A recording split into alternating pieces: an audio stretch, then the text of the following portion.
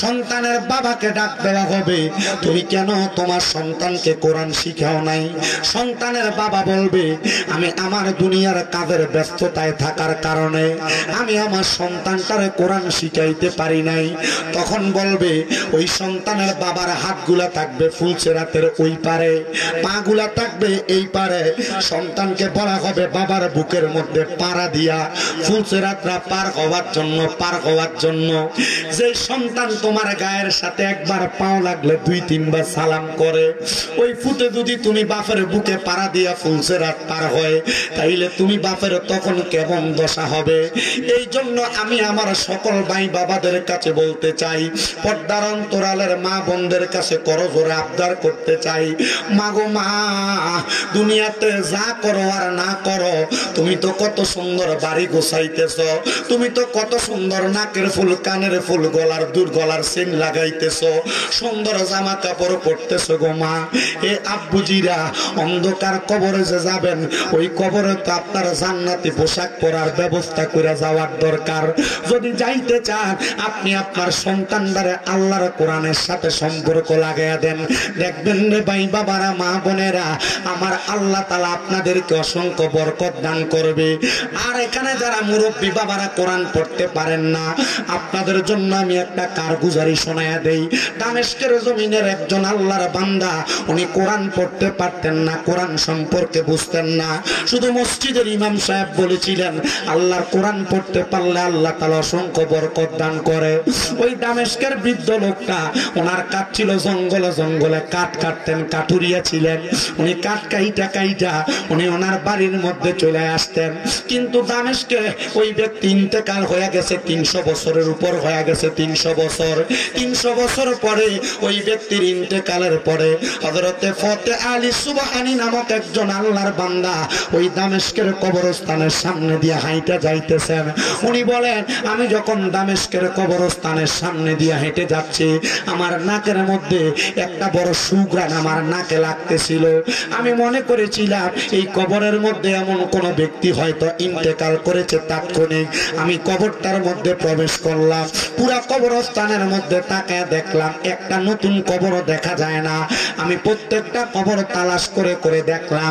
হঠাৎ করে দেখলাম একটা কবর বড় পুরানো, কিন্তু কবরটা ভাঙ্গা। ওই ভাঙ্গা কবরের সামনে যা দেখলাম আমার নাকের মধ্যে একটা সুঘ্রাণ লাগতেছে। আমি ওই সুঘ্রাণটা পাইয়া আমি চিন্তা করলাম, কার কবর জানি এইটা, যার কবরের মধ্যে এত সুন্দর সুঘ্রাণ আসতেছে। আমি ডাক দিলাম, ও এলাকার মানুষ, দামেস্কের মানুষ, তোমরা কেউ বলতে পারবানি এটা কার কবর? 300 বছরের পুরানো কবর, উনি তো এইগুলা সম্পর্কে অবগত না। হঠাৎ করে একজন বৃদ্ধ মানুষ লাঠি ভর করে আসতেছে। উনি জিজ্ঞাসা করতেছে, হে বৃদ্ধ বাবা, আপনি কি বলতে পারবেন এই কবরের মধ্যে কে আছে? উনি বলেন, এই কবরের মধ্যে এমন কোন শিক্ষিত জ্ঞানী মানুষ নাই। এই কবরটা যার কবর, যিনি অনেক আগে ইন্তেকাল করেছে, উনি আমাদের এলাকার একজন কাঠুরিয়া, যিনি জঙ্গলে যায় কাঠ কাটতেন। বলে, ওনার কবরের খবর আপনি কেন জানতে চান? বলে, আপনি কি আপনার নাকের মধ্যে একটা সুঘ্রাণ পাইতেছেন? বলে, হ্যাঁ পাচ্ছি। বলে, এই সুঘ্রাণটা কই থেকে আসতেছে? বলে, হয়তো কোনো কবরের স্থানের উপরে আতর দেওয়া হয়েছে, ওই সুগন্ধির কারণে নাকে আমার ঘ্রাণটা আসতেছে। উনি বলে, না না না, এই কাঠুরিয়ার কবর থেকে সুঘ্রাণটা আসতেছে। উনি জিজ্ঞাসা করে, বৃদ্ধ বাবা, আপনি বলেন না এই কাঠুরিয়ার বাড়িটা কোন জায়গায়? বলে, এই কাঠুরিয়ার বাড়ি হইল দূর দূরান্তের ওই অমুক জায়গার মধ্যে। উনি যাইতে যাইতে কাঠুরিয়ার বাড়ি তালাশ করে ওনার বাড়ির সামনে যে সালাম প্রদান করলেন, আসসালামু আলাইকুম ওয়া রাহমাতুল্লাহ। সালামের কোনো জবাব দেয় না। দ্বিতীয়বার সালাম প্রদান করলেন, আসসালামু আলাইকুম ওয়া রাহমাতুল্লাহ। সালামের কোনো জবাব দেয় না। তৃতীয়বার সালাম প্রদান করলেন, আসসালামু আলাইকুম ওয়া রাহমাতুল্লাহ। ঘরের মধ্য থেকে সালামের কোনো জবাব আসতেছে না। হায়রে আমার মুসলমান, এ মনি অন্ধের বাবা, এ পর্দার অন্তরালের মা, এক রমজানে যে কোরআনটা গিলা বান্দা রাখছো, পরের রমজান না আসা পর্যন্ত কোরআন শরীফের গিলাপ খোলো না।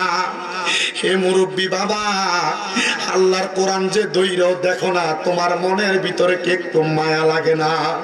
হায়রে মুসলমান, এ আমার মনিয়ন্দের হরিপুরের বাবা, আমার এই ঘটনাটা একটু মনোযোগ দিয়ে শোনো, তুমি অনেক কিছু শিখতে পারবা। উনি বলে ঘরের দরজার মধ্যে 3 বার সালাম দিলাম, কোনো জবাব দেয় না। আমি আবার ঘরের দরজা থেকে মুখটা ফিরাইয়া আমি পেছনের দিকে হেঁটে হেঁটে চলে যাচ্ছি। এমন টাইমে যখন 40 কদম হাইটা গেলাম, মহিলা কণ্ঠে আমার জবাব দেয় ওয়ালাইকুম আসসালাম, কিন্তু আমি তার জবাব পাইয়া পেছনে ফিরলাম না। দ্বিতীয়বার আমার জবাব দেয় ওয়ালাইকুম আসসালাম, আমি পেছনে ফিরলাম না। তৃতীয়বার আমার জবাব দেয় ওয়ালাইকুম আসসালাম, আমি পেছনের দিকে ফিরলাম না।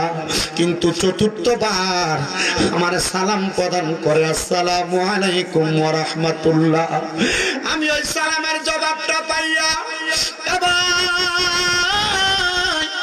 আমি আবার আর পেছনে না তাকাইয়া আমি পেছনের দিকে আস্তে আস্তে করে 20 কদম হাইটা আমি যে ডাক দিয়ে কইলাম, ওগো মা, আপনার গলার আওয়াজটা মহিলাদের আওয়াজ।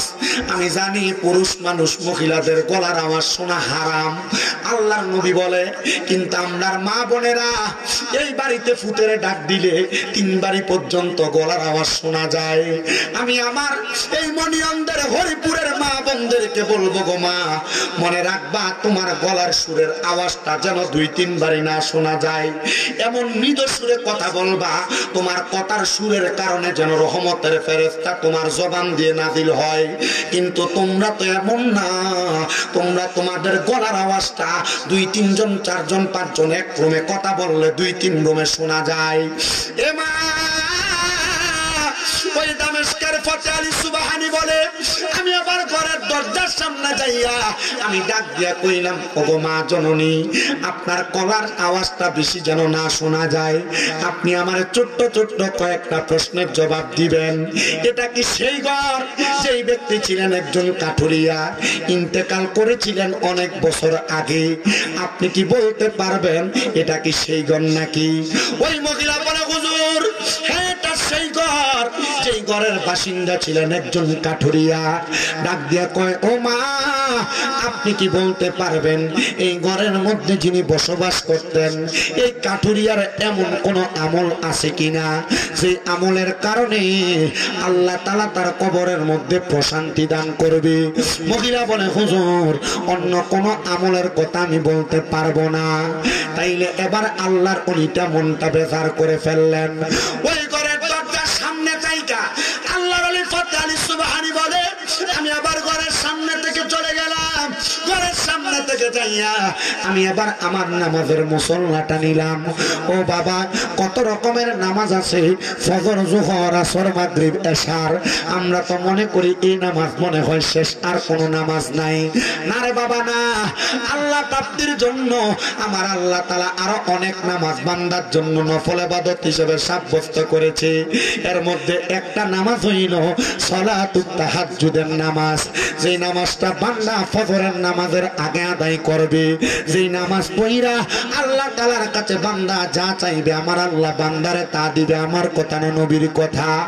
আরেকটা নামাজ আছে আওয়াবিনের নামাজ, যেটা মাগরিবের নামাজের পরবর্তী সময় আদায় করা হয়। ওই নামাজ যে ব্যক্তি আদায় করবে, এই ব্যক্তি 40 দিন একটা আওয়াবিনের নামাজ আদায় করলে, 40 দিন একটা না পড়লে আল্লাহ তাআলা তার আমল নামার মধ্যে 12 বছরের ইবাদতের শক্তি, ইবাদতের সওয়াব দান করবে।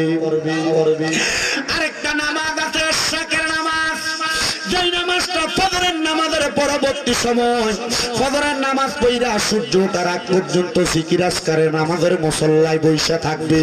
সূর্য ওঠার সাথে সাথে ওই নামাজটা আদায় করবে 2 রাকাত। আর সূর্য ওঠার পর থেকে সূর্য অস্ত যাওয়ার আগ পর্যন্ত আরেকটা নামাজ আছে, যে নামাজটার নাম হলো দোহার নামাজ অথবা চাষতের নামাজ। এই নামাজ আদায় করলে আল্লাহ তাআলা বান্দার আমল নামার মধ্যে একটা পরিপূর্ণ হজ উমরার সওয়াব দান করবে। আইরে মুসলমান, এই নামাজ আমরা পড়ি কিনা? ও মুসলমান, 5 ওয়াক্ত এটা আমরা পড়ি না। এই নফল ইবাদত গুলা কখন করব আমরা তো বুঝে আসে না, আমরা তো বিবেক সারা দেয় না। আরো কিছু নামাজ আছে, সেই নামাজের নাম সালাতুল ইস্তেসকার নামাজ, যেই নামাজের নাম সালাতুল খায়রের নামাজ, যেই নামাজের নাম হলো সালাতুল হাজতের নামাজ। আল্লাহর ওলি ফতে আলী সুবহানী বলে, আমি 2 রাকাত নামাজের নিয়ত বানাইছি সালাতুল হাজতের নামাজ, আমি আমার নামাজের মুসল্লাটা বিচার কষ্ট হচ্ছে, কোনো অসুবিধা হইতেছে? যদি আপনি বক্তব্য দিবি দেন, বক্তব্য দেন।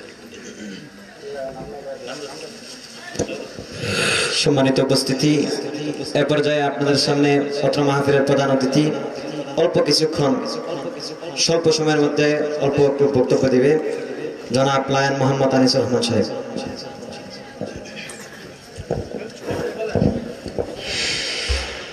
বিসমিল্লাহির রহমানির রহিম। আজকে মণিঅন্ধ হরিপুর কবরবাসী স্মরণে সুন্নি মহাসম্মেলনের উপস্থিত আজকে মঞ্চে সভাপতি এবং সম্মানিত উপস্থিতি এবং আরো উপস্থিত আছেন গণ্যমান্য ব্যক্তিবর্গ, সকলের প্রতি আমার সালাম, আসসালামু আলাইকুম। আমি ছোট মানুষ, আমি এখানে এসেছি আপনাদের কাছ থেকে দুটি কথা বলে একটু দোয়া চাওয়ার জন্য। আমার বাড়ি যদিও টানমান্দাইল হয়, কিন্তু আমার সমাজ হচ্ছে মণিঅন্ধ। আর আজ মরহুম হাজী সোনমির্জা সাহেবের পরিবারের কাছ থেকে যে ভালোবাসা পেয়েছি, আমি সত্যি অনেক আনন্দিত এবং মুগ্ধ। আপনারা সকলেই আমার জন্য দোয়া করবেন, অদূর ভবিষ্যতে যেন আমি মানবতা এবং ইসলামের খেদমত করতে পারি। আমার জন্য সকলেই দোয়া করবেন। আমি বেশি কথা বলে এখানে ওয়াজে ডিস্টার্ব করব না, আমি এই বলি আমার কথা সমাপ্ত করছি। সকলের প্রতি আমার সালাম, আসসালামু আলাইকুম ওয়া রাহমাতুল্লাহি ওয়া বারাকাতুহু।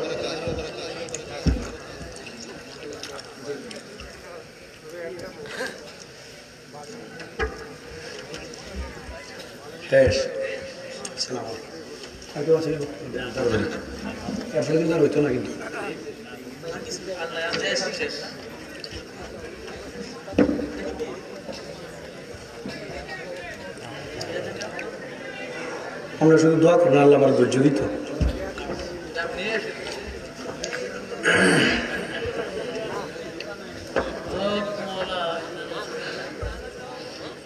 ইয়া আবার প্যাকেট বেশি নি দেরি করে লাগবে।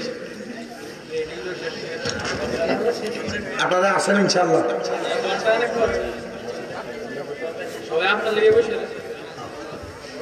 যেটা তো সেটা লই আবার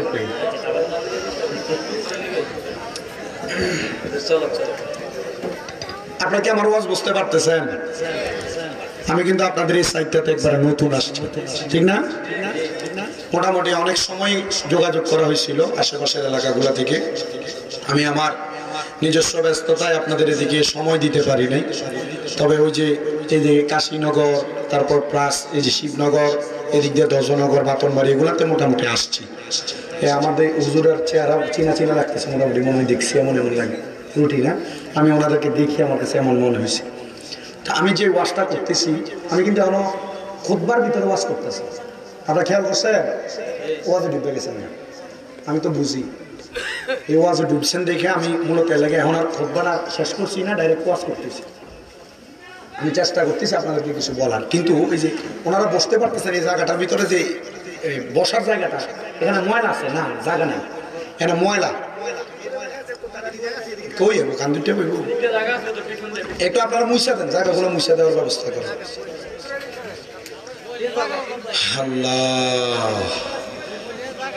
মুছা দেন, না না না বসতে বলার দরকার নেই। যার মন চাইবে আপনার জায়গা পরিষ্কার করে দেন, যার মন চাইবে বসবে। এখানে তো আলহামদুলিল্লাহ আমরা যে শ্রোতা আছি অনকারা বেশি আছি না, শুকরিয়া আদায় করেন না কেন? আর একটু মহাব্বতে কোন আলহামদুলিল্লাহ, আরো জোরে কোন আলহামদুলিল্লাহ, একটু লোটা বাড়ায় দাও, জোরে কোন আলহামদুলিল্লাহ। আমি কয়টা নামাজের কথা বলছি আপনারা কি খেয়াল করছেন? 5 ওয়াক্ত নামাজ ছাড়া আমি আরো কয়েকটা নামাজের কথা বলছি। 1 নাম্বার তাহাজ্জুদ, 2 নাম্বার আওয়াবিন, 3 নাম্বার ইশরাক, 4 নাম্বার দুহার অথবা চাষ্ট, 5 নাম্বার সালাতুল ইস্তিসকা, সালাতুল হাজত, সালাতুল হাজত, এরপর সালাতুল খায়ের। আমি মোট এখানে 5 ওয়াক্ত নামাজ ছাড়া আরো 8টা নামাজের নাম বলছি। কটা নামাজ? 8টা। এই 8টা নামাজ বান্দারা 8টা কাজে উপকার করে। 8টা নামাজ 8টা কাজে উপকার করে। যারা মনোযোগ দিয়ে শুনছেন আলহামদুলিল্লাহ। পর্দার আড়ালে অনেক মা বোনেরা শুনতেছেন, আমার কথাগুলো শুনেন, আশা করি আপনাদের কাজে লাগবে। আল্লাহ আমাদের কবুল করুক, আমিন কর। আর জোরে কোন আমিন। তো আমার ভাই বাবারা বন্ধুরা, হযরতে ফতেহ আলী সুবহানী রাহমাতুল্লাহ আলাইহি তিনি বলেন আমি আমার নামাজের মুসল্লাটা বিছায়া 2 রাকাত নামাজের নিয়ত করলাম, যে নামাজের নাম সালাতুল হাজতের নামাজ। বলেন কিসের নামাজ? ওই সালাতুল হাজতের নামাজের নিয়ত কইরাম আমি 2 রাকাত নামাজ আদায় করছি রে।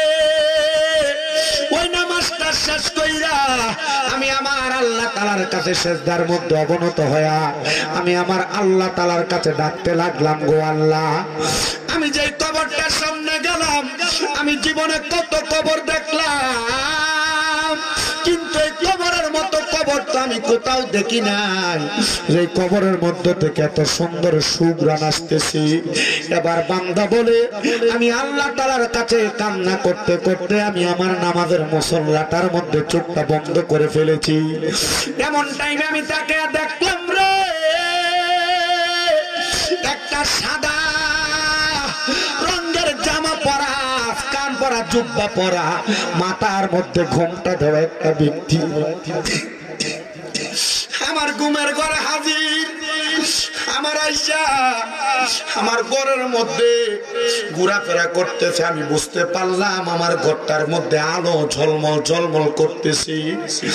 আমি এবার চোখটা খুলতে পারতেছি না, এত আলো, ওই আলোটা আমার চোখের মধ্যে লাগতেছে। আমি জিজ্ঞাসলাম কে গো আপনি, আপনার পরিচয় কি?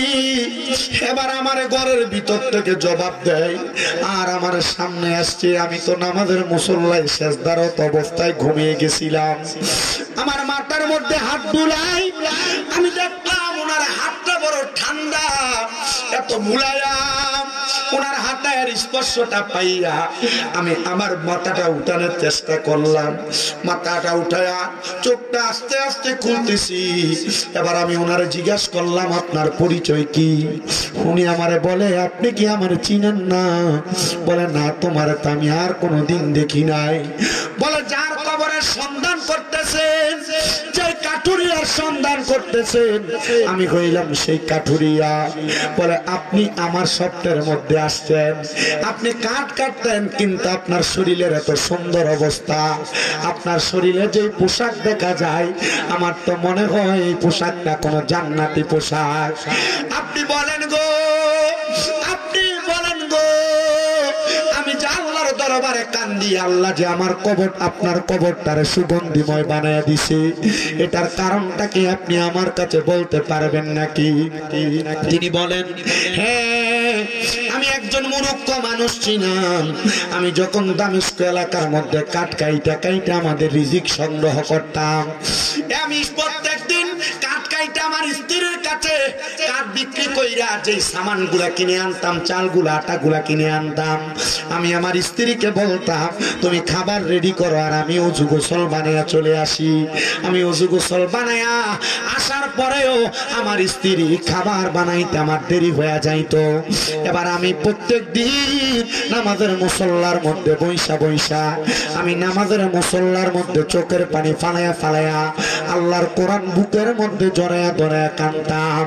এবার আমার স্ত্রী আমারে বলতেছে স্বামী গো, আপনি আল্লাহর কোরআন কোনদিন আমি পড়তে দেখি নাই, আপনি দিয়ে আল্লাহ তাআলার কোরআন শরীফ বুকের মধ্যে ধরে ধরে কাঁদেন। আমি আমার স্ত্রীর জবাব দিছিলাম, রে স্ত্রী, আমি যদি কোরআন পড়তে পারতাম আমারে তুমি বলা লাগতো না। আমি আল্লাহর কোরআন পড়তে পারি না, এজন্য আমি আল্লাহর কোরআনটা বুকের মধ্যে আগলে দূরে দূরে চোখের পানিগুলা ফালায় ফালায় কান্দি। হুজুর আমার কবর থেকে কেন সুঘ্রাণ আসে জানে? আমি ইন্তেকাল করার পরে আমার কবরের মধ্যে আল্লাহ তাআলা সুঘ্রাণ জারি করে দিছে। আমি আমার রহমতের ফেরেশতাদেরকে প্রশ্ন করলাম, গে ফেরেশতারা তোমরা বলো না আমার কবরের মধ্যে কেন এত সুঘ্রাণ? রহমতের ফেরেশতারা জবাব দিয়েছে, আপনি যে কোরআন পড়তে পারতেন না, কোরআনটাকে বুকের মধ্যে আগলে ধরে ধরে কাঁদতেন, আমার আল্লাহ তাআলা কোরআন বুকে আগলে ধরে কান্না করার কারণে আপনাকে এত বরকত এত রহমত দান করেছে। জোরে বলেন সুবহানাল্লাহ। আইরে আমার এই মনি অন্ধ গরিব গাজীপুর এলাকার পর্দার অন্তরালের মা, আর তুমি তো কোরআন শরীফ গিলা পেঁচে পেঁচে রাইখা দাও। এ বাবারা, কোন দিন লাস্ট কোরআন শরীফ নিজের হাতে খুইলা তেলাওয়াত করছেন, এটার গ্যারান্টি আপনার কাছে আছে কিনা আমি জানি না। মনে রাখেন রে বাবা, এই কোরআন আপনার কবর আলোকিত করবে, এই কোরআন আপনার হাসর মিজান ফুলসেরাত আলোকিত করবে যদি আপনি কোরআনের সাথে ঈমানি সম্পর্ক লাগাইতে পারেন। কিন্তু আপনার কবর হাসর মিজান আলোকিত করবে দূরের কথা, আমাদের এলাকার কত মানুষ মারা যায়, মারা যাওয়ার সময় বিছানার মধ্যে প্রস্রাব পায়খানা করে দেয়। কত মানুষ মারা যায়, মারা যাওয়ার সময় জিহ্বার মধ্যে কামড় দিয়ে মারা যায়। কত মানুষ মারা যায়, মারা যাওয়ার সময় নাকে মুখে দিয়া রক্ত বাহির হইয়া মারা যায়। কত মানুষ মারা যায়, মারা যাওয়ার সময় চোখটি উল্টে দিয়া মারা যায়। হায় রে, মরণটা বালা মরণ না রে আব্বা, এই মরণটা বড় মারাত্মক খারাপ মরণ। বলে কেন? রহমতের নবীকে প্রশ্ন করা হয়েছে, নবী গো, এমন কষ্ট পায় কেন মানুষ মারা যায় আপনি বলেন না। নবী আমার কই উম্মত, একটা মানুষের সামনে যখন আজরাইল আসে, ওই মানুষটা দুইটা ধরনের মানুষ। একটা মানুষ হলো ইমানদার, আর একটা মানুষ হলো বেঈমান বেআমল। ওই বেঈমান বেআমল মানুষের সামনে যখন আল্লাহ তাআলা আজরাইলকে পাঠায়, আজরাইলকে পাঠানোর আগে আমার আল্লাহ তাআলা তার সামনে দুইটা ফেরেশতা পাঠায়, যাদের চোখগুলা হয় নীল রঙের। ওই ফেরেশতাদের চোখগুলা দেখা বেঈমান বেআমল বান্দা বিছানাতে প্রস্রাব পায়খানা করে দেয়। হে আমার মনে অন্ধের বাবা, তুমি যদি বিছানাতে প্রস্রাব পায়খানা করে দাও, মারা যাওয়ার সময় তোমার আত্মীয় স্বজন না বলবে মনে হয় আজরাইলের ভয়ঙ্কর চেহারা দেখছি।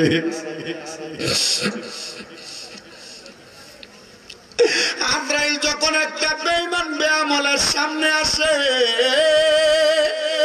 ওই বান্দা তার মুখ দিয়ে আজরাইলের সঙ্গে কথা বলার চেষ্টা করে, আজরাইল আমার আরেকটু সময় দাও, আমার নেক আমল করার সময় এখনো বাকি। তখন বান্দার দুই চোয়ালের মাঝখানে বান্দার জিহ্বাটা দুইটা কামড় পড়ে মারা যায়। হায় রে, এবার বান্দার চোখের ইশারা দিয়ে আজরাইলের সঙ্গে কথা বলার চেষ্টা করি, তখন বান্দার চোখগুলা উল্টে যায়, বান্দা চোখগুলা উল্টে যায়। এবার তোমার রুহুটা কবজ করার জন্য তোমার বুকের মধ্যে আজরাইলে থাবা দিব। বুকের মধ্যে যখন থাবাটা দিব, তখন বান্দার ঘাড়ের সাহারক গুলা ঠাস ঠাস করে ছিঁড়ে যায়, হাতের রক গুলা ছিঁড়ে যায়, পায়ের রক গুলা ছিঁড়ে যায়। মরার আগে শরীর শক্ত হয় না, মরার পরে কেন শরীরটা শক্ত হয়ে যায় একবারও তো চিন্তা করলা না। হায় রে মানুষ, ওই রোগগুলা যখন ছিঁড়া যায় বান্দার শরীর থেকে, আজরাইল তখন রূহটা কবজ করে। হযরত ইদ্রিস পয়গম্বর বলে, একটা জীবিত বকরি রে লটকা দিয়া জীবিত অবস্থায় চামড়াটা টাইনা টাইনা চিরা ফেললে ওই বকরিটার যত কষ্ট হবে, একটা বেঈমান বেআমল বান্দার শরীর থেকে রূহটা আলাদা করলে বান্দার এমন কষ্ট হবে। আপনার শরীরের একটা চামড়া যদি কাইটা যায় কত ব্যথা করে। আর আজরাইল যখন রূহ নিবে, চামড়া গুলা টাইনা ছিঁড়া ফেললে যত কষ্ট, আজরাইল রূহ নেওয়ার সময় আপনার তত কষ্ট হবে। হায় রে আমার বাবা, ওই বান্দার রূহটা যখন নিয়ে যাবে, আজরাইল ফেরেশতার হাতের মধ্যে একটা রুমাল নিয়ে নাকের মধ্যে এভাবে দিয়া রাখবে। কেন? এই উত্তরটা শুনবা। এবার এই বান্দার রূহটা নিয়ে যায় আসমানের প্রথম আসমানের দরজায়। প্রথম আসমানের দরজা থেকে অন্যান্য ফেরেশতারা বান্দার রূহটা দেইখা থু থু নিক্ষেপ করে। আজরাইল জিজ্ঞাসা করে, রে ফেরেশতারা, কেন তুতু নিক্ষেপ করো? ফেরেশতারা বলবে আজরাইল তুমি যে নাকের মধ্যে কাপড় লাগাইছো কেন লাগাইছো উত্তর দাও। আজরাইল বলবে বান্দা হারাম খাইতে খাইতে, পরের হক খাইতে খাইতে, নামাজ না পড়তে পড়তে, মিথ্যা কথা বলতে বলতে বলতে, বান্দা দুনিয়াতে হারাম কথা হারাম খাবার খাইতে খাইতে, সুদের টাকা ঘুষের টাকা দিয়া বান্দার দেহটারে পরিপূর্ণ করার কারণে এই বান্দার রুহটা এখন দুর্গন্ধযুক্ত একটা রুহ হয়ে গেছে। এই জন্য আমরা নাকের মধ্যে কাপড় লাগাইছি। ওই ফেরেশতারা বলবে তুমি যেই কারণে নাকের মধ্যে কাপড় লাগাইছো আমরা সেই কারণে কাপড় লাগাইছি। এবার ওই বান্দার রুহটা আজরাইলের সঙ্গে কথা বলবে, রে আজরাইল এত তাড়াতাড়ি তুমি আমারে কোথায় নিয়ে যাও? আজরাইল বলবে কোথায় নিয়ে যাই? তোমার জন্য আল্লাহ তাআলা যা রেডি করছে সেখানে। বান্দার রুহ বলবে, রে আজরাইল তুমি যদি জানতে আল্লাহ তাআলা আমার জন্য কত কঠিন যন্ত্রণাদায়ক শাস্তি রেডি করে রাখছে তাইলে তুমি আমার এত তাড়াতাড়ি নিয়ে যাইতা না। হে মুসলমান, হে নবীর উম্মতের দলেরা, বান্দার রুহটা নেওয়ার পর বান্দার ঠিকানা হবে জাহান্নাম, জাহান্নাম, জাহান্নাম। তারা কারা? তাদের পরিচয় আল্লাহর কোরআন দেয়, ইন্নাল্লাযীনা কাফারু মিন আহলিল কিতাবি ওয়াল মুশরিকিনা ফি নারি জাহান্নাম খালিদিনা ফিহা উলাইকা হুম শাররুল বারিয়া। এরা হইল দুনিয়ার কাফের, এরা হইল দুনিয়ার মুশরিক, এরা হলো দুনিয়ার বেআমল, এরা হলো দুনিয়ার সবচাইতে বাজে ব্যক্তি, খারাপ ব্যক্তিরা। সাহাবায়ে কেরামে যেই মজলিসে বসা আমার নবী যেটার বর্ণনা দেয়, নবী বলে মসজিদে নববীর ভিতরে 70 মতান্তরে 72 জন সাহাবীদের একটা দল ছিল, তার নাম হলো আহলে সুফফা। এই 70 জনের মধ্য থেকে 40 জন সাহাবায়ে কেরাম বেহুশ হয়ে মাটির মধ্যে পড়ে গেছে। আমি বললাম কেন তোমরা বেহুশ হয়ে গেলা? নবী গো আপনি যেই কথা বলতেছেন কবরে এত কঠিন শাস্তি দেওয়া হবে। আল্লাহর নবী বলে শুধু কঠিন শাস্তি না রে, একটা মানুষকে কবরের মধ্যে সর্বনিম্ন 3000 বছর জ্বালাইবো, জাহান্নামের আগুনের মধ্যে 3000 বছর জ্বালাইবো। জাহান্নামের আগুনের রংটারে 1000 বছর জ্বালায়া লাল রং থেকে সাদা রং বানিয়ে দিব। ওই আগুনটারে আরো 1000 বছর জ্বালায়া সাদা রংটার থেকে কালা রং বানাইবো। এবারে কালা রঙের আগুনের মধ্যে 1000 বছর জ্বালায়া বান্দারে তাকাসসুর নামক জায়গার মধ্যে দাঁড় করাইবো। 3000 বছর পরে বলবে বান্দা কি বলবা, বলতে থাকো। তখন বান্দা মাপ চাইবে না রে, বান্দা বলবে পানি, পানি, পানি বলে বান্দা 3 বার চিৎকার দিবে। সাহাবায়ে কেরাম কই নবী গো এই 3000 বছর জ্বালানোর পরে বান্দারে কি একটা ফোঁটা পানি দেওয়া হবে না? আমার নবী কয় পানি দিবে। দুনিয়ার গ্লাস যেমন মগ যেমন এমন না, জাহান্নামীদেরকে যেই পাত্রের মধ্যে করে পানি দিবে, জাহান্নামীদের পাত্রটা হবে গরম আগুনের একটা মগ, যেই মগটারে আগুনের মধ্যে পুরাইয়া গরম দেখবেন কয়লা পুরাইলে যেমন লাল লাল হইয়া থাকে, ওই মগটার রংটা একবারে লাল হইয়া থাকবে। অন্যান্য জাহান্নামীরা জাহান্নামে পুরাইয়া যেই রক্ত পুষগুলা হইছে ওই রক্ত পুষগুলা নিয়ে বান্দাকে দেওয়া হবে, নেও বান্দা আহার করো। হাইরে এই রক্ত পুজের নাম হাদিস শরীফের ভাষায় কয় তিনাতুল খাবাল। এই তিনাতুল খাবাল বান্দারে খাওয়াইবো। বান্দা কি খাইবো? আমার নবী কয় উম্মত। বান্দা যখন ওই পানি মুখের মধ্যে দিবে, বান্দার পেটের নাড়ি বুড়ি গুলা মিশ্রিত হইয়া গইলা গইলা বান্দার পায়খানার রাস্তা দিয়ে বের হবে। এ মা বেপরদা চলো, স্বামীর কথা অমান্য কইরা চলো। তুমি দুনিয়ার জমিনের মধ্যে বেহায়াপনার সাথে লিপ্ত। এ যুবক ভাইরা, এ মুরব্বী বাবারা, এ আমার এই এলাকার জ্ঞানী গুণী সুশীল সমাজ, তুমি বুঝি গুনার কাম করো, তুমি বুঝি বিবাহ দুনিয়ার জমিনের মধ্যে বাজে কাজগুলার সাথে সাথে লিপ্ত। তুমি ওই কবরের প্রস্তুতি নাও, যেই কবরের মধ্যে তোমার কঠিন আযাবের সম্মুখীন করা হবে। সাহাবায়ে কেরাম যখন কান্দে, এমন টাইমে আমার নবীজির ঠোঁট মুবারক দিয়া মুস্কি মুস্কি হাসি আসতেছে, আমার নবীজির চোখ মুবারক দিয়া পানি পড়তেছে। সাহাবায়ে কেরাম বলে, নবী গো, আপনি কাঁদতেছেন আবার মুস্কি মুস্কি হাসতেছেন, আপনি কেন? আমার নবী কয়, এই জন্য কান্দি আর এই জন্য হাসি, আমি তো বেঈমানদের বেআমলদের অবস্থার কথা বলছি। যদি তোমরা ইমানদারদের কথা শোনো, তাইলে তো তোমরা পাগল পারা হয়ে যাইবা। নবী গো, কেন? ইমানদার কারা, তাদের পরিচয় কি? আমার নবী কয়, ইন্নাল্লাযীনা আমানু ওয়া আমিলুস সলিহাতি উলাইকা হুম খায়রুল বারিয়া। যারা ঈমান আনে, নেক আমল করে, তারাই হইল দুনিয়ার সবচাইতে ভালো মানুষ। নবী গো, তাদের পুরস্কারটা কি? আমার নবী কয়, তাদের পুরস্কারটা হইল জাযাউহুম ইনদা রাব্বিহিম জান্নাতু আদনিন তাজরি মিন তাহতিহাল আনহার। ওই বান্দার পুরস্কার হইল, বান্দার পুরস্কারটার নাম হলো জান্নাতুল আদন।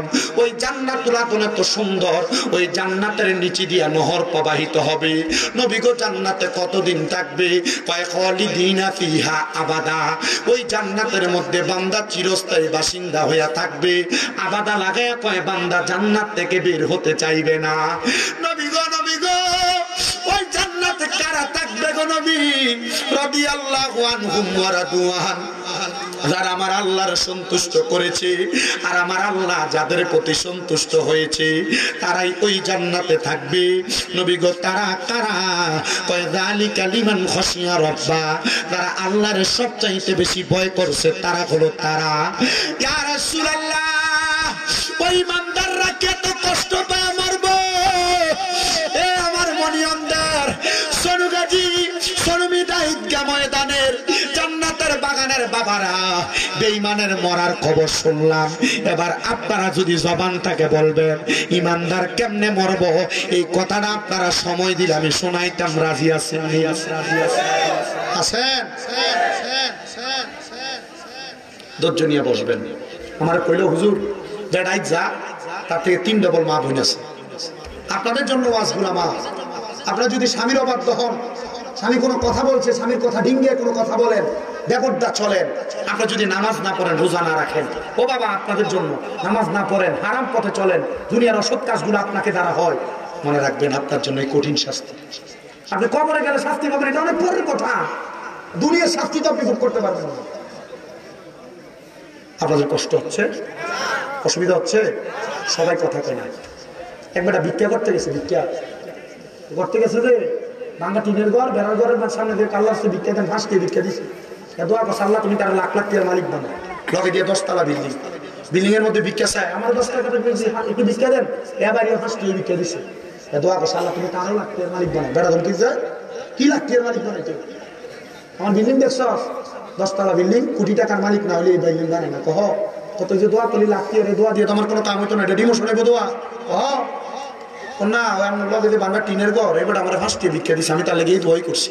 তা আপনি ফাঁস দিয়ে দিচ্ছেন, দোয়া তো এটাই করুন, যেমন টাকা এমন দোয়া। কথা ঠিক আছে না?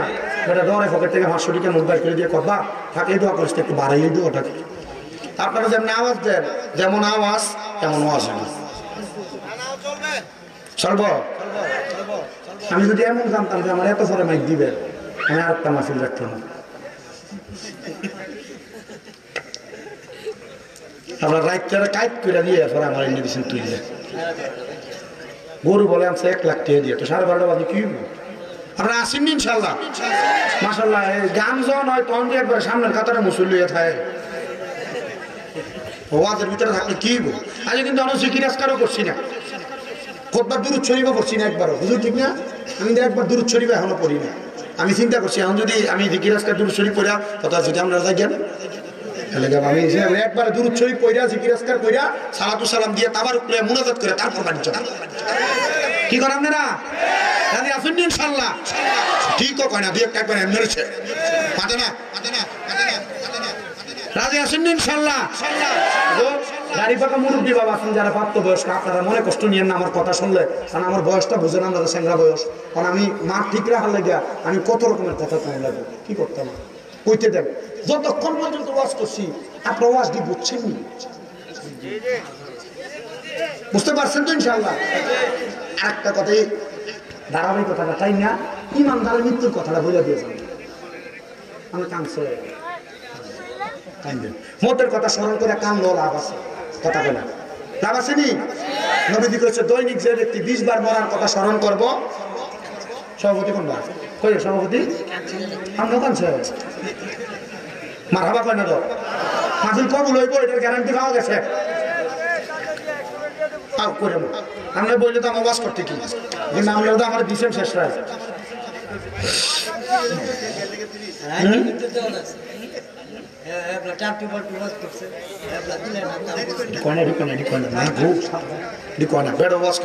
আলহামদুলিল্লাহ, আল্লাহ কবুল করুক। জোরে কোন আমিন।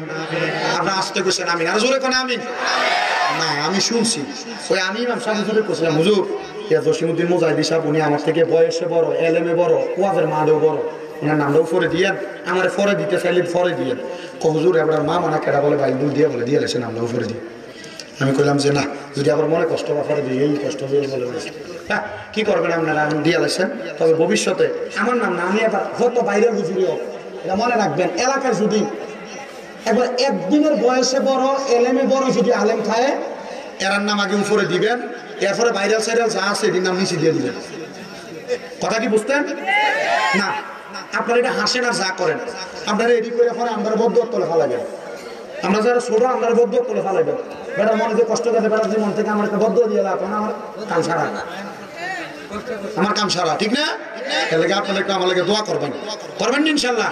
মানে বেটার বদ্ধটা খেতে দেখা, যদি বদ্ধটা দিয়ে থাকে, কারণ বেটা আমার সিনিয়র, সব দিক থেকে সিনিয়র, তাহলে দোয়া করবেন আল্লাহ যেন কবুল করে। আমিন কর, রাস্তা আমিন কিছু বেটা আমি কইলাম না, যেমন আওয়াজ হবে তেমন ওয়াজ দেবো, যেমন টেহা এমন দোয়া হয়েছে, আপনার আওয়াজ যেমন ওয়াজ এমন। একবার ডান হাত তুলে জোরে কোনটা আল্লাহু আকবার।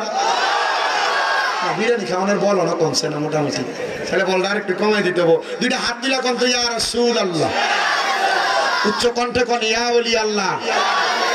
গজল করে সময় পার করবো নি, আমার কাছে সময় আছে। আমার মুর্শিদ দয়াময় তোমারে দেখিবা আর মনে লয়, ওরে তোমারে না দেখলে আমার মনে লাগে ভয় রে। আমার মুর্শিদ দয়াময় তোমারে দেখিবা আর মনে নয়, ওরে কদম ডালে বৈশারে দয়াল বাজাও নামের বাঁশি, ওরে সুর শুনিয়া পাগল হইয়া চুইটা আসি মুর্শিদ আমার মুর্শিদ দয়াময় তোমারে দেখিবা আর মনে নয়। নাম বেশি না কোনো মুর্শিদের, কারণ একজনের নাম নিলে আরেকজন রাগ করে। বহুত জায়গায় দেখছি এক ফিরের নাম নিলে আরেক ফিরের মুড়িদের রাগ করে। এলাকা মুর্শিদ করি এটাই বালা, যার যার মুর্শিদের উপরে পড়বো। কারণ আপনার এলাকায় বড় বড় আলোর আছে, ইন্ডিয়া হয়তো রিয়াজউদ্দিন শাহ রহমতুল্লাহ আলাই মাজার আছে, এদিক দিয়ে হয়তো ফরহাদ গাজী রহমতুল্লাহ আলাই মাজার আছে। ও আমার দাওয়াত দিচ্ছে 23শে ফেব্রুয়ারি, ফরহাদ গাজী রহমতুল্লাহ মাজার ইনশাল্লাহ যাইয়েন, ও সেন হোনাইন ইনশাল্লাহ। আল্লাহ যেন কবুল করে, জোরে কোন আমিন। কিপটা বেলেন আবার আমার শাস্তি দিচ্ছেন, আরো জোরে কোন আমিন। তাহলে এবার আসবেন ইমানদারের মরণ। ইমানদারের মরণটা কি বেঈমানের মতো? তুমি একটু শেয়ারটারে একটু সাইডে রাখো, রেখে তুমি একটু নিচে বলো, কারণ তোমার লাগে পিছনে 2-3 জন দেখে না, আবার তুমি ফোলাফাইন মানুষ মোটামুটি শেয়ারে বলে এটা একটা বেআদবের মতো বোঝা যায়। তুমি আদব বা, কিন্তু এটা বা আদব বা এলে আল্লাহ নবী কইছে নিরাপদ। কেমন আমি আদবের ব্যাপারে খুব সচেতন না, আল্লাহ আমরা বোঝার তৌফিক দাও, কামিং কর। আমরা কবির ভাই কিন্তু ভালো কবির ভাই না, কিন্তু ভালো মানুষ, এই মোটামুটি সিধা নিরাল্লাহ এমনি ঠিক আছে, বেড়া মানুষ। আল্লাহ যেন কবুল করে, জোরে কোন আমিন। মুবারকে পানি, কিন্তু ঠোঁট মুবারকে তাবাসসুমা মুস্কি হাসি। এবার বলেন আমার নবীর কান্না, আমার নবীর হাসি, এই দুইটার মধ্যে দুইটা হাকিকত আছে না নাই? কথা কয় না, হাকিকত আছে না নাই? ও বন্ধুরে, আমার নবী নিজ থেকে কোনো কিছুই তো করতেন না, কারণ আমার নবী যা করতেন স্বয়ং আমার আল্লাহ তাআলার নির্দেশে করতেন। আমার নবী যখন যা করতেন, আমার আল্লাহ তাআলা নবীর কর্মটারে উম্মতের জন্য ধর্ম হিসেবে রূপান্তরিত করে দিয়েছেন।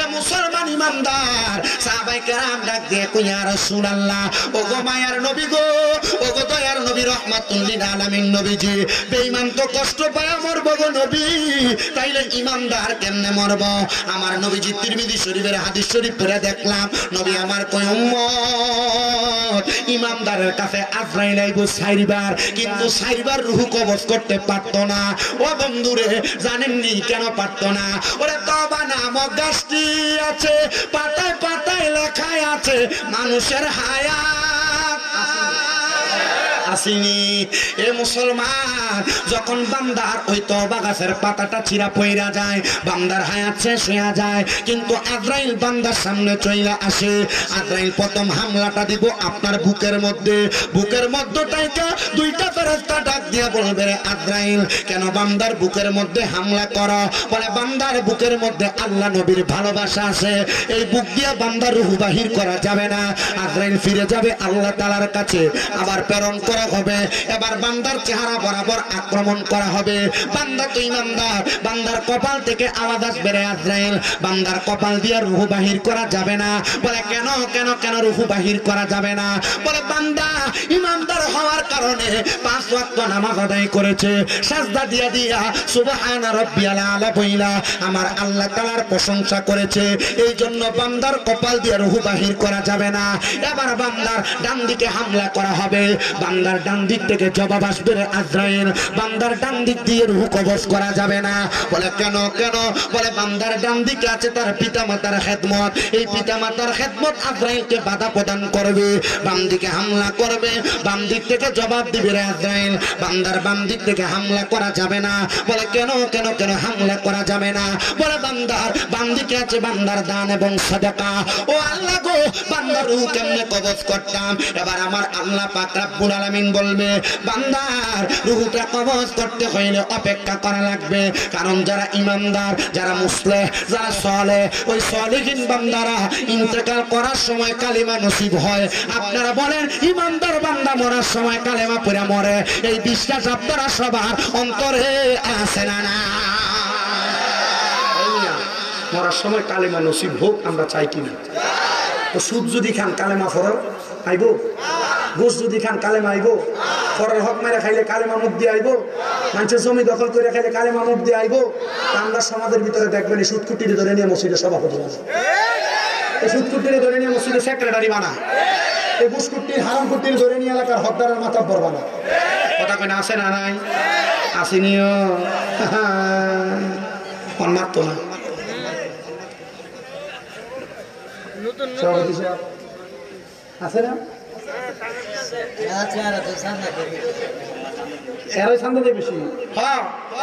আমি একটা প্রমাণ পাইছি আমি এক এলাকা যে কোনো এলাকার নাম কোন যেত নাম করলে ঘরে ফুচা দেবো আমি আমি কি এবার যে এলাকার একবার ন্যাশনাল সুৎকু বেড়া যে সব দিবা নাকি সাত ডালার শুনে রক্ত সব বেড়া দিচ্ছে কথা কয় না কিরে বেড়া দিয়ে আজীবন খাইলে ঘোষ পরের হক মেরে মেরে ফেলো বেড়া যদি সেক্রেটারি বানালি এসিডি না দিছে কথা কি কয় না আসেনিও সমাজ নষ্টের মূল অধপতনের এই কারণ হলো এটা আবার এখন বেড়াইতে খানা তো সুদ ঘুরে এলেছে তো বাড়িতে কিস্তি বেরিয়েছে কথা কন না কেন আপনারা এই যেমন কি সুদ আছে না নাই বেরিয়েতে ব্যবসা করে সুদের আসেনি সুদের আবার আর একটা নতুন পদ্ধতি চালু হয়েছে এই পদ্ধতিটা কি এলাকাতে মানুষ সুদখোর পদ্ধতিকে এলাকাতে সুদের ব্যবসা করে না 10 লাখ 20 লাখ নিয়ে ব্যাংকে নাম দিচ্ছে এটা এফডিআর নাম কি 10 বছর যদি 10 লাখ থাকে 10 বছর পরে এটা হইব 20 লাখ এটা হালাল নাকি নাম দিছে মুনাফা খবর এমন খেসা খেসবো আবার আরেকটা সুদ আপনার বউ ফার্ম দিয়ে খাওয়ায় বলে এটা কোনটা এখন আপনার করবো তুমি যা কামাই করো সব দিয়ে তুমি খরচ করে লাও আমরা আবুদ্দের ভবিষ্যৎ আছে না তুমি যদি টিয়া পয়সা সব শেষ করো তখন আপনার একটা করাইবো ডিপিএস করাইনি জোরে কয় না কারণ অনেকে করে রাখছে কি আপনার কথা কন না আছে না নাই এটি দিয়ে আপনি আপনার জিভুতের ভবিষ্যৎ করে দিবেন আর আপনার জিভুতে আপনার ভাত খাওয়াই বই চিন্তা করেন জি না এ ফুতে মা বাবার রাখতে এ ফুতে মা বাবার আলাদা করে দেয়। এ ফুতে মা বাবার বিয়ে করানোর পরে বউ কইছে মা গো তোমরা 2-3 ভাই তুমি একা কি লেগে খাওয়াও, তখন দিছে তো আলাদা করে। এক সপ্তাহে করে, এক সপ্তাহে করে, এক সপ্তাহে করে, কথা দি কর নাম না আছে না নাই? আল্লাহ বুঝার তৌফিক দান করুন, জোরে কোন আমিন। ও বাবা যদি এমন হারাম খাই তাহলে ইমানদারের মতো মরবনি।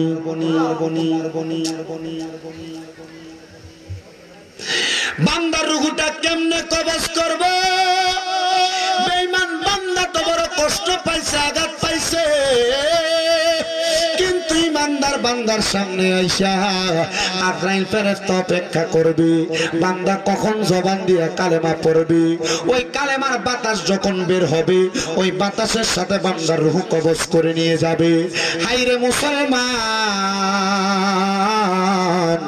ও আমার মনি অন্ধ, হরিপুর কবরবাসীর স্মরণে যুবক বিন্দুর উদ্যোগে 16তম সুন্নি মহাসম্মেলনে এই মরহুম হাজী শ্রমমিদা ঈদগাহ মাঠ প্রাঙ্গণের জান্নাতের বাগানের ভাই বাবারা, এই ব্যক্তিটার যখন রূহটা কবজ করব বান্দা এত কষ্ট পাবে না বেঈমান যত কষ্ট পাইছে। নবী গো কেন? বলে একটা ছোট বাচ্চা দুধের জন্য যখন কান্নাকাটি করে ঘুম থেকে জাগ্রত হওয়ার পর তার মাথার মধ্যে হাত বুলিয়ে দিলে ছোট বাচ্চা যেমন আরামে আরামে ঘুমায়া যায়, ইমানদার বান্দা এমন আরামে ঘুমায়া যাবে, বান্দা মৃত্যুর খবর টের পাবে না, টের পাবে না। বলে কেন? কেন? কারণ বান্দার ইমানের দৌলতটা বেশি ছিল, আমলের দৌলত বেশি ছিল। ইমানের দৌলত যদি না থাকে আল্লাহর কসম কবরে যাইবা আল্লাহ তাআলার কাছে মুখ দেখাইতে পারবা না। ইমানের দনে ধনী হও, ইমানের দন বড় ইমান যদি তাজা না থাকে রে 5 ওয়াক্ত নামাজ পড়া কপাল কালা বানাইবা। ওই ইমানের দৌলত যদি না থাকে আমার আল্লাহ তাআলার কাছে জবাব দিতে পারবা না। হায়রে বেঈমান বান্দার রূহ কবজ করার সময় বেঈমান বান্দারে তো কষ্ট কইরা ফেরেশতা নাকে কাপড় দিয়া নিয়ে গেছে, কিন্তু ইমানদার বান্দার রূহ যখন কবজ করবে ইমানদার বান্দার রূহটা ডাক দিয়া বলবে রে আজরাইল আমার রূহ কেন তুমি এত আস্তে আস্তে নিয়ে যাও? তুমি যদি জানতা আমার আল্লাহ তাআলা আমার জন্য কত আরামদায়ক জায়গা রেডি করে রাখছে, তাইলে তুমি তো আমার জন্য আরামদায়ক জায়গার জন্য তুমি আমার আরো তাড়াতাড়ি নিয়ে যাইতা। জানো নি রে মুসলমান, এমন ইমানদারের কবর বড় সুন্দর হবে। আল্লাহ তাআলা ইমানদারদেরকে 4 প্রকার জান্নাতের পানি পান করাইব। নবী গো 4 প্রকার পানি কোনটা? আমার নবী কয় 1 নাম্বার সারাবান তাহুরার পানি, 2 নাম্বার কাউসারের পানি, 3 নাম্বার জান্নাতের মধু, 4 নাম্বার জান্নাতের দুগ্ধ পান করাইব। নবী গো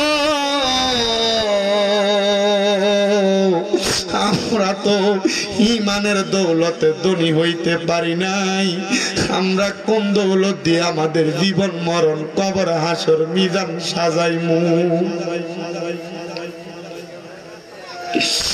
আমার মনি অন্ধর বাবা, এ পর্দার অন্তরালের মা, শুনো গো অন্তরের কানটা লাগে শুনো। আল্লাহর বান্দারা ইমানের দৌলতে জীবনটারে সাজাও, কবরে শান্তি, মরণে শান্তি, হাসরে শান্তি। অনেক মানুষ দামে বিল্ডিং বানায় কিন্তু ঘুমাইতে পারে না, ডাক্তারের কাছ থেকে ঘুমের ওষুধ আইনা ঘুমান লাগে। কিন্তু অনেক মানুষ 5 ওয়াক্ত নামাজ পড়িরা রাত্রবেলা কোন রকম বাতরা খাইয়া ঘুমাইলে ঘুম লাইগা যায়, ফজরের নামাজের আগে ওইটা তাহাজ্জুদের নামাজ পড়ে। হায়রে মনে রাখো রে মনি অন্ধের যুবকেরা, পর্দার অন্তরালের মা বোনেরা, তোমার মা বাবা তোমারে মানুষ করতে যাইয়া ইমানে কত বাধাগ্রস্ত হয়েছে, নামাজটা ঠিক মতো পড়তে পারছে না, তোমার আব্বা আম্মা ইবাদতটা ঠিক মতো করতে পারছে না। হায়রে আমার বাবা, ও আমার জান্নাতের বাগানের বয়স্ক মানুষেরা, আম্মা আব্বাটা কবরে কেমন আছে তুমি একবার তো খবর লইলা না। ওরে 3.5 হাত গর্তে ফেলে কেমন করে আইলা চলে, তোমার বাড়ি আইতে দেরি হইলে যে মা ঘুমাইতো না, ওই কবর দেশে মায়ের পাশে একটু রইলি না রে, কবর দেশে খবর লইলি না। কেমন আছেন বাবা মনি, কেমন আছে মা জননী, একবারও তো ফিরা চাইলি না, ওই মা বাবারে কষ্ট দিয়া দুনিয়াতে দিন কাটাইয়া শান্তি তুমি কখনো পাইবা না রে, কবর দেশে খবর লইলি না। হায়রে যুবক ভাই, তোমার আব্বা তার জীবনটারে পানি বানাইয়া নিজে কোনো ভালো জামা কাপড় পরছে না, ঈদের দিনে পুরান জামা কাপড় আব্বা দান পরছে, কিন্তু তুমি সন্তানরে নতুন জামা কাপড় কিনা দিছে। আব্বারে যদি প্রশ্ন করতা কি গো আব্বা আপনি যে নতুন কোনো জামা কাপড় পরেন নাই, আব্বা কইতো এখন কি আর আমার ঈদের বয়স আসেনি।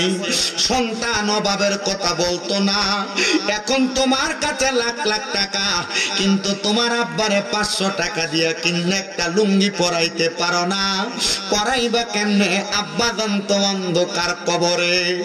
এ সন্তান স্কুলে যাইতে মাদ্রাসায় যাইতে তোমার আব্বা আম্মা 10-5 টাকা কাপড় রাস্তার মধ্যে বাইন্ধা রাখতো, মা তোমার টাকাটা দিয়া দিছে, ওই মা আজকে অন্ধকার কবরে শুয়া রইছে, তোমার মায়ের কাপড়টা ফিরা থাকতো, ওই মা জননী অন্ধকার কবরে।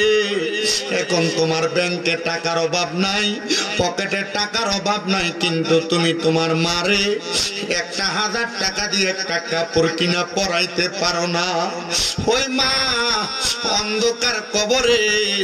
কিন্তু এমন অনেক সন্তান আছে আম্মা বই সন্তানের জন্য তার এই জীবনটারে নাশ কইরা ফেলছে, কিন্তু সন্তান বিবাহ করার পরে মা বাপরে আর বাদ দেয় না।